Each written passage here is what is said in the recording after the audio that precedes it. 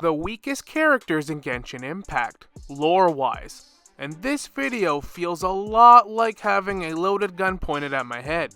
No matter who's in the video, I'm gonna piss off a lot of people, but this video was actually requested a lot, and you all seem to enjoy the strongest characters videos, so here I am taking one for the team. Now, I do consider myself to be pretty knowledgeable in Genshin lore, but I also did a ton of research and a lot of different feedback and opinions on this topic, so this list is definitely my own opinion, but I did do a lot of research throughout the community. Because let's be honest with ourselves here, there are going to be some injuries. I know they're fictional characters, but some feelings are going to get hurt. And I'm sorry. Now let's go over the ground rules, similar to the other video. Raw strength and power is considered, but your temperament, personality, and potential, but this will not be in any particular order. However, I will state who I think is the absolute weakest, and who barely made the cut for this list because they're actually quite decently strong. There has to be a strongest character even in the weakest characters video. Also, these characters aren't helpless either. They have visions for the most part, and I'm not saying they can't handle some treasure hoarders or some goons, but on the scale of important characters, these are the ones that you probably don't want to call in a firefight or a battle. Their interests, their hobbies, their passions have nothing to do with fighting, battle, or getting stronger. Doesn't mean they're a less significant character. Raw strength and power isn't everything. Have you ever watched Hacksaw Ridge or Dr. Stone? I'm gonna prove that point while talking about the first character on this list and one of my favorite characters in the game, Nilou. She is one of the most genuine characters in the game. She's incredibly polite, and she's a phenomenal performer and dancer, being the main star in the theater in Sumeru City. Also, she's incredibly patient and helpful and almost helps everyone that asks or she sees struggling. Sumeru also being a city that doesn't really like dancing as more of a scholar city, Nilou and the theater have really struggled over the years. Nowadays not so much, she has more free range, but nobody in Sumeru really cared about dancing or free expression. Nilou was an advocate for that. But obviously, that is her whole bread and butter. Through temperament and her career, she's no fighter. Even in the Archon quest, she's more of a distraction than actually going to war against the sages. If I was going into a firefight or some kind of battle, Nilou is not the person I'd be calling. Any other time, for leisure activities, for someone that you can trust and hang out with, 100%. If you were having a birthday party or some kind of event, I could think of no one better to invite. Next, we have Yunjin from Liyue Harbor, who's actually a quite underrated character if you ask me. You don't hear much about her, and she's not really included in much of the stories lately. Hopefully they change that. She is a skilled director and playwright, and is also a singer. And honestly, she's quite renowned throughout Liyue. A lot of people travel just to hear her singing and her performances. But again, not somebody I would call if I was in a fight. She does have a geo vision and is half decent with a polearm. I wouldn't worry about her being able to protect herself, but besides that, her passion solely lies within her work, making her fully engrossed in it and perfecting her craft. Despite being one of the weakest characters in Genshin Impact, I do find her very underrated.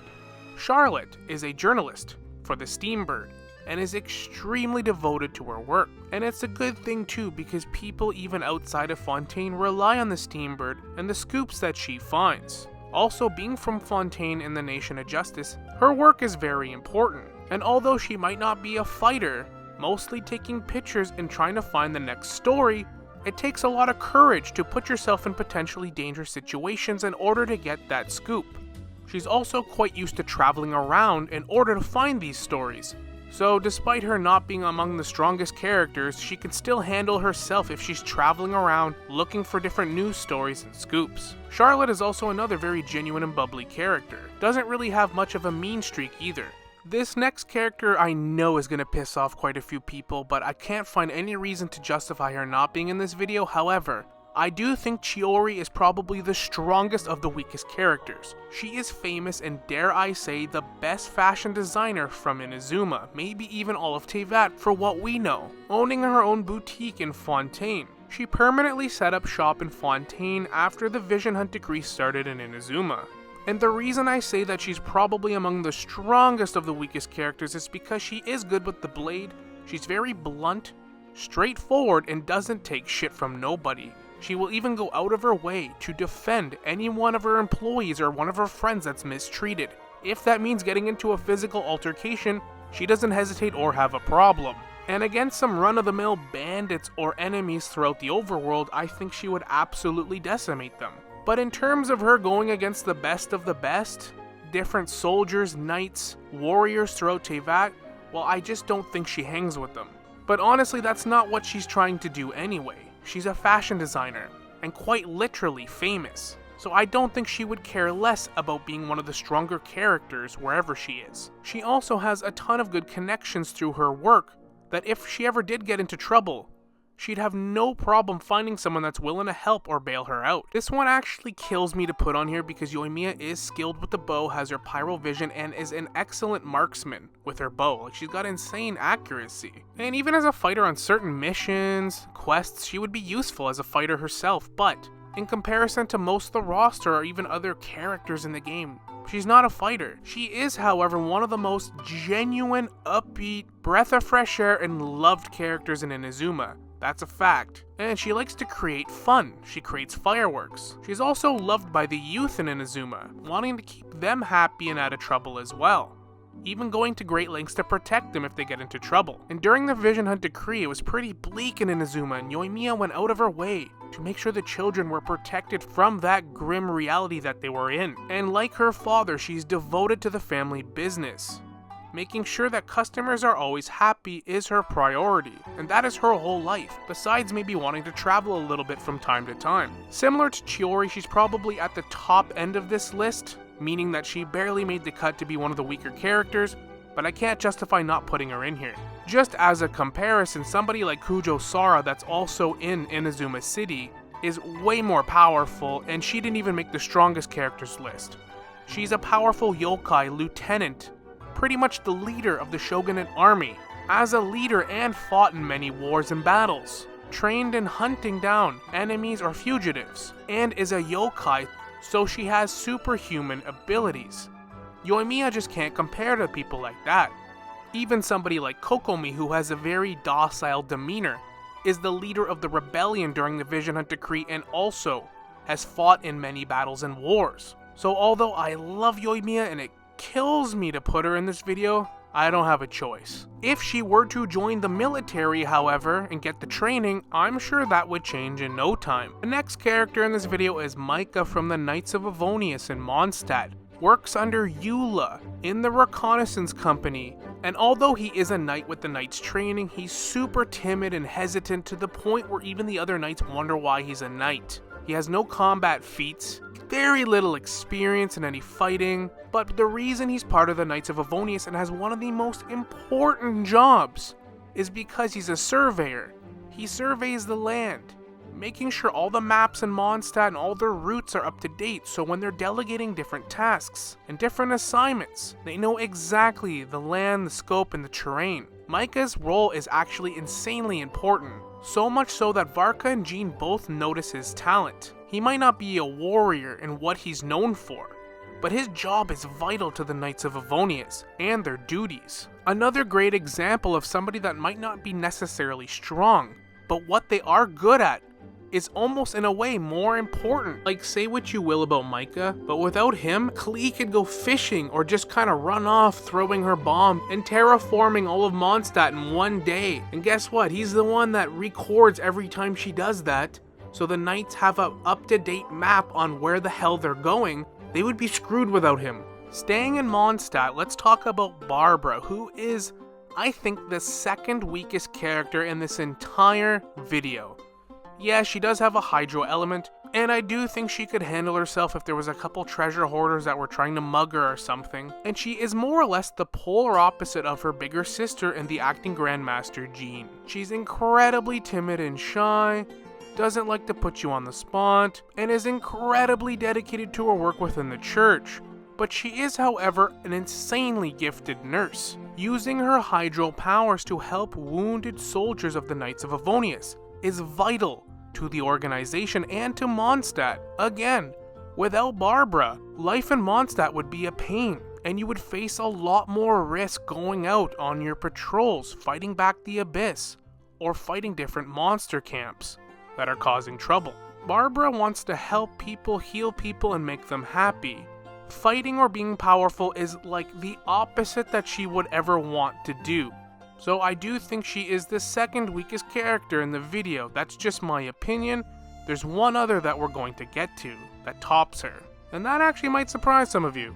Dory, who is a merchant in Sumeru and sells pretty much on the black market. She is also considered to be the most resourceful merchant in all of Teyvat, who is able to acquire quality goods through her mysterious supply chain. Apparently she even has connections with Alice of the Hexen Circle. That is absolutely insane. She also has extreme wealth, and doesn't hesitate to make a profit where she sees potential. Apparently she got this obsession with Mora and selling goods because her sister was too ill and they couldn't afford treatment for her when she was young. So she vowed for Mora to never be a problem again. With all that said though, Dory is the type of person that really isn't lifting any fingers herself. Usually through her connections, spending Mora, hiring help, or her djinn. But Dory herself isn't really fighting or doing any of the heavy lifting, which honestly, she seems too smart and has the nose for this type of thing, especially since she's on the black market a lot, that she'd be able to avoid it to begin with. Alright, everyone that's even touched this game knows that Xiangling, if we're talking about meta, is top tier pyro archon times 10. She's been reliable since literally day 1. However, if we're talking lore-wise, yeah, she's pretty weak. She is, however, a phenomenal chef, and she's starting to gain traction throughout Mondstadt and Liyue. She is not quite famous yet, but people are starting to recognize her culinary skill. She has mastered and even invented many cuisines. And unlike most chefs, she's not afraid to experiment with different dishes or ingredients. She actually prefers that. It is, however, stated that she's easily pranked. Hu Tao plays a lot of pranks on her, and she can be pretty timid. She really only is interested in her culinary career. But honestly, she does go venturing out quite a bit for different ingredients, or even just to leave the main harbor with Goba. She can handle herself if she comes into trouble, and she's half decent with the polearm. Besides that, she's not going to be doing anything crazy. Not unless we're talking about the Spiral Abyss and the meta, like I said, then well, she's a shoo-in. I really don't think I'm going to have anyone rebuttal this pick. It's Layla, from Sumeru and the Academia. This character literally just needs a good night's sleep.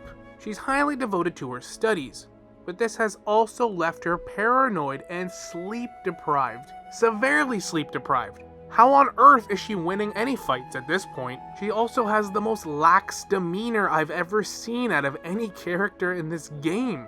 It's even stated by her peers that she looks like she's going to collapse from exhaustion at any moment. When she has time to focus though, she is a dedicated and skilled scholar. It's even stated that she sleepwalks a lot. Somebody that can barely stay awake and looks like they're gonna collapse from exhaustion all day and are also incredibly timid and shy? Yeah, there was no way she wasn't being in this video. Next, from Liyue Harbor, we have the rock and roll girl herself, Xinyan, and she wants to spread rock and roll throughout Teyvat. She is an advocate for this type of music and has devoted her life towards it. She finds it difficult improving its reputation for many reasons, but she is also very upbeat and does have a fiery personality. And if she does get into a tussle, she can handle herself no problem. But despite her passion for music, her, like most people in this video, don't have much interest in becoming a warrior or known for their physical prowess. But because she is a hothead, she's also not going to yield either. She's another character in this game that I feel doesn't really get enough attention, and I'd like to see her included more into the story, outside of just being one-off event story quests, something a little more meaningful.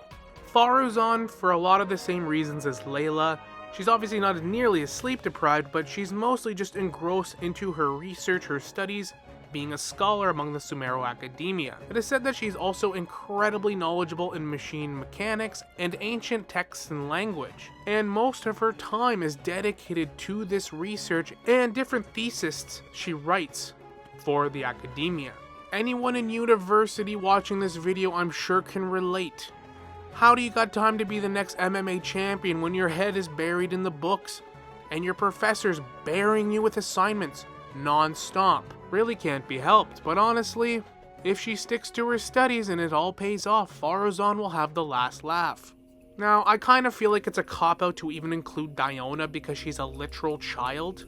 Like, it's said that she's not even allowed to go hunting or on her own in the wilds without an adult or her dad to go with her. And she's really only known in Mondstadt to make excellent drinks despite even hating the alcohol industry because her dad likes to drink too much. So she's definitely one of the weaker characters in the entire game. But because she's a literal child, I feel like it's not really fair because it seems sort of obvious, but I thought I should mention it because I know people will ask me, what about Diona? Well, here it is. Kirara is a yokai from Inazuma who really enjoys traveling and working at the Express. She is curious about the world outside Teyvat and enjoys public interactions. Ironically though, being somebody that travels, she lacks a lot of knowledge outside of Inazuma. So anybody that has animal-like features or any kind of unique physical appearance, she often mistakes them as other yokai. If she was in Honkai Star Rail, she would be a nameless and one of the Trailblazers for sure. But besides her being really good at her job, delivering packages and traveling around Teyvat, and despite being a yokai, she's not known for her strength or combat ability, or anything even related to combat, strategy, and anything in that regard.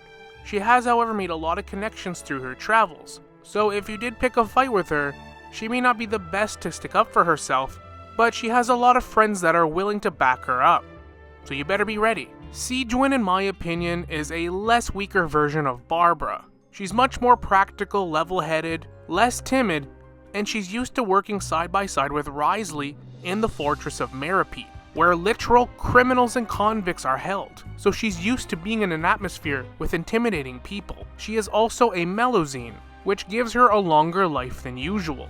But besides her whole identity, career, and life being towards healing people, treating sick people, or anyone that needs her help, she is definitely not known for her combat or her power. However, she is pretty clever, so if her back was against the wall, I wouldn't be too worried about her. And she does have her Hydro Vision, if she gets in a pinch. And finally, we saved the weakest character for last. The weakest character in Genshin Impact lore-wise is without a doubt Furina. Especially the version of her that didn't even have a Hydro Vision. She is literally the Hydro Archon, minus the Archon. You're just a person pretending to be the Hydro Archon. But don't get it twisted. If you've watched my recent Archon video, I stated multiple times that Furina is one of the toughest characters in the entire game. Her mental resolve for 500 years to fulfill Focalor's plan to deceive the Heavenly Principles is insane. To be able to keep it together, knowing that if you slip up or fail, everyone is doomed to die. That's a lot of pressure. Like, Furina would have played the Aranara quest in Sumeru for the first time and not even buckled for a second like we did. God, that quest was long. That tested my mental resolve, so I know mentally I don't stand a chance when compared to Furina. But that's just it. She might be good in the courtrooms, have the gift of gab, and all of that, but in terms of physical strength, battle prowess, combat abilities, she has zeros in spades. She is quite literally a fraud. She was doing it for a good reason, I'm not knocking her for that, but even characters like Barbara and Diona have visions. Furina doesn't even have that. Layla can even sleepwalk and put a shield up with her cryovision or throw out a couple attacks. Furina doesn't even have that. But because Furina was pretending to be the Hydro Archon for 500 years, she always had bodyguards and surrounded herself with important people, so she never got into physical trouble, and she was smart enough not to blow her cover for a long time. Now, as for when Furina gains her Hydro Vision, well, then I don't know if she's the weakest character in the game, but she's still definitely not up there, seeing as that she wouldn't have had any time to practice with her Hydro Vision. But I do think now that she does have the Hydro Vision, she has potential to improve. Maybe not feel so helpless and have somebody train her. She definitely has the mental resolve to see that through. And that will wrap up the video. I hope you enjoyed it, hope you might have learned something new, and hope you don't get too triggered because again, being physically strong and having a lot of power at your disposal doesn't always make you an interesting character or one that's relatable to you, one that you gravitate towards and really like. But let me know your thoughts in the comments, like and subscribe if you'd like to see more videos like this, and as always, we will see you all in the next one. Later.